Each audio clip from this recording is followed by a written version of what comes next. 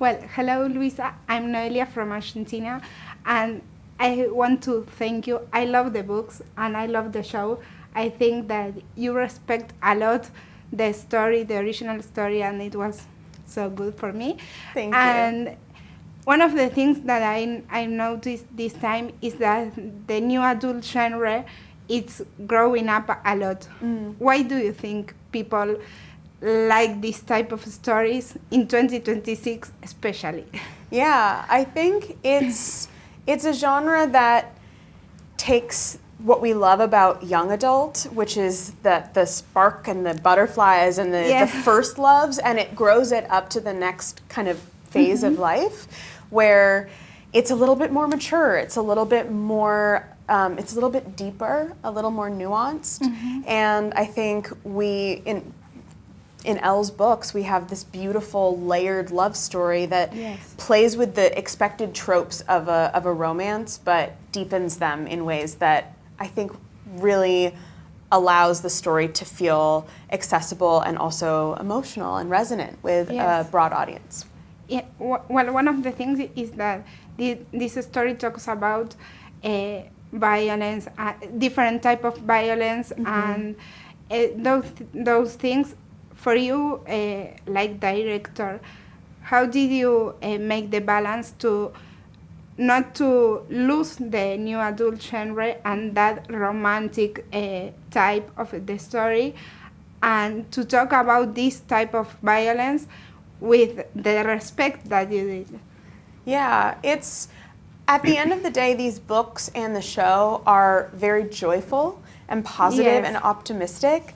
And so to balance the tone of that positivity with the violence you're talking about was a challenge, but it was an important one because we never wanted to tell a heavy or a dark story. We wanted to tell a story like in Elle's books about survivors and about people who want to live their lives not dragged down or weighed down by the violence in their past.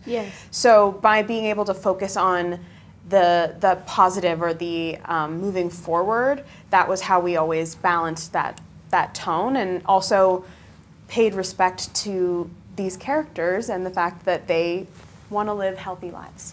Yes. Well, one of the things that I love the most is the chemistry between Ella and Belmont. I think that they made a perfect job.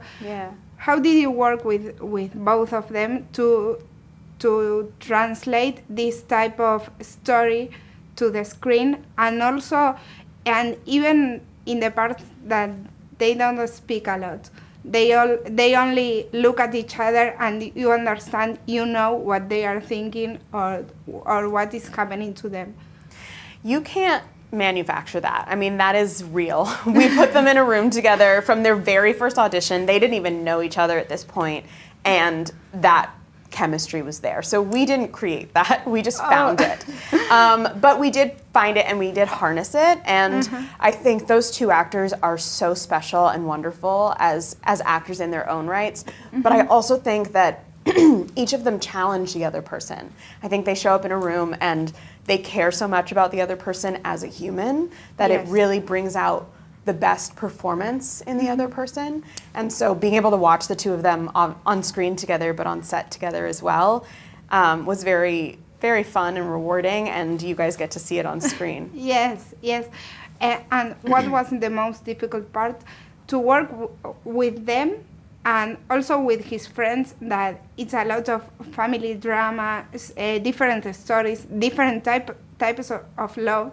I think that the best focus of the show is that you have the friends that they are the athletes and super cool, but when you see inside them, they are like, okay, we have a lot to tell and to bring to other people. We are not only athletes. Yeah, absolutely. What was the most difficult part to create all of that?